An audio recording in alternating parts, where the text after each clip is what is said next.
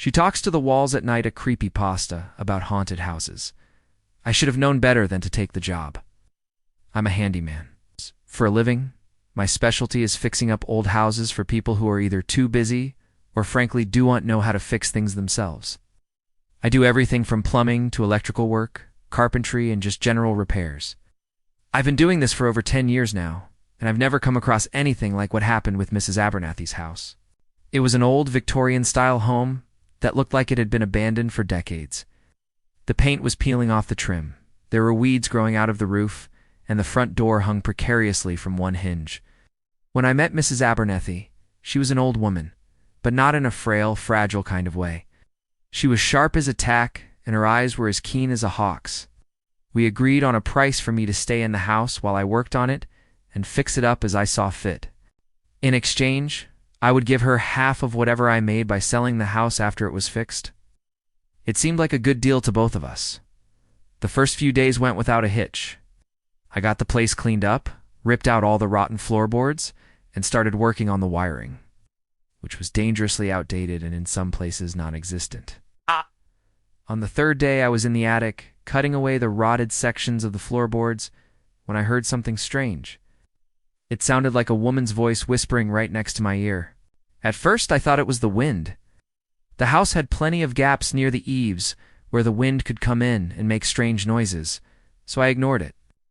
Then the voice started talking again, and I could make out the words, "Get out," although they didn't seem to be coming from anywhere in particular. I went back into the living space to get a break and make a cup of tea. As I stood there waiting for the water to boil, I heard it again, "Get out." This time, it sounded like it was coming from behind the wall. I shrugged it off and went back to work. But every time I stopped for a moment, I heard the same thing. "Get out, get out, get out." I tried reasoning with it. Whoever or whatever was in the walls, I told it that I wasn't going to hurt it and that I just needed to do my job. But all that did was make the whispering louder and faster. By the end of the day, I was exhausted and scared out of my mind. I packed up my things and went to spend the night at a motel instead of the house. Maybe it was just some kid messing around. There was definitely a lot of trash in the house, and maybe someone had gotten stuck in the walls while hiding something. That would explain why the voice seemed to come from inside the walls themselves. Whatever it was, I figured it would stop bothering me if I just ignored it. But the next morning, I woke up at the crack of dawn and headed straight back to the house. That's when I saw the writing. Scrawled across the bedroom wall, in what looked like blood, were the words, "Don't leave." I nearly jumped out of my skin. My heart started racing, and my hands trembled as I stared at the wall. Who had written it? Is it the same person or thing that was whispering to me? What did it want, and why was it so afraid of me? Couldn't just leave after seeing that. I had to find out what was going on. But at the same time, I didn't want to stay another night in that creepy house. So I made it my mission to finish as much as I could that day. By late afternoon, I had the entire main floor finished. All that was left to do was the bedrooms upstairs and the bathrooms. But by then, the sun had already started to set, and I didn't feel safe staying in the house alone in the dark. So I locked up and headed to the motel again. As soon as I arrived, I called the local historical society to see if they had any records of the house's past residents. Maybe someone had lived there who would have had a reason to write that message. Their records showed that Mrs. Abernathy had indeed lived there for most of her life. Her parents had built the house back in the early 1900s and had lived here until their deaths.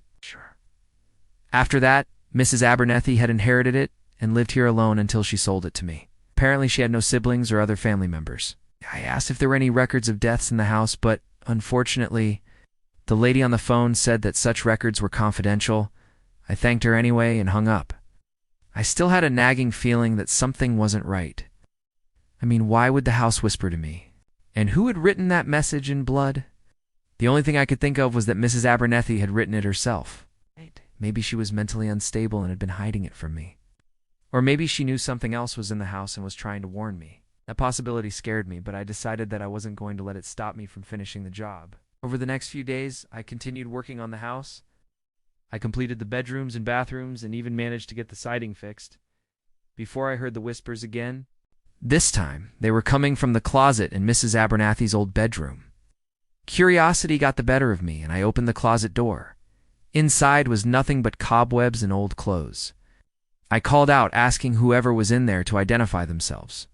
But when I stepped into the closet, I heard the voice right next to me. "Leave," it hissed. I screamed and ran out of the room.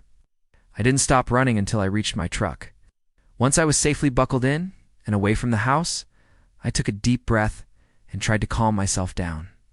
I told myself that it was probably just some sick teenager who had snuck into the house and was hiding in the closet.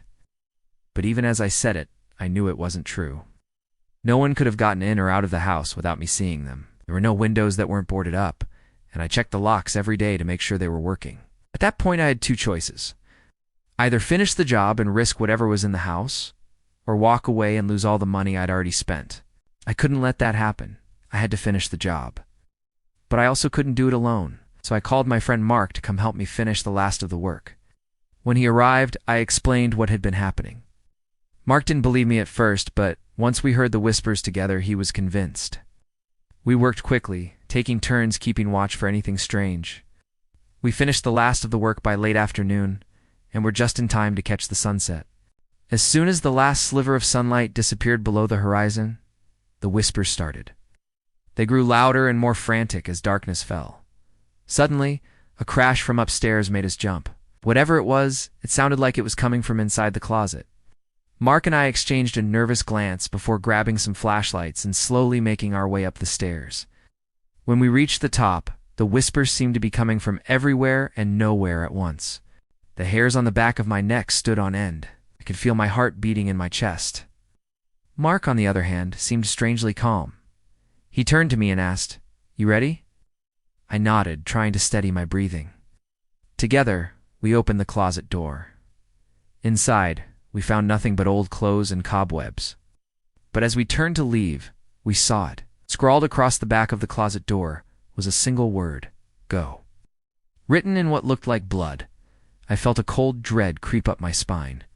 Whatever was in that house didn't want us there. We ran out of the house as fast as we could.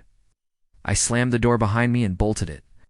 Then I called the police and told them about the house and what we had found. I sent 2 officers to investigate, but they didn't find anything. Of course, by the time they got there, the writing was gone, and the only evidence we had to offer was our word. The officers searched the house just to be sure, but they didn't find anyone. We never went back to that house.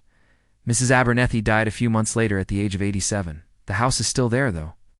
I pass by it every now and then, and I can't help but wonder what's hiding in those walls. Whatever it is, I hope it finds peace someday.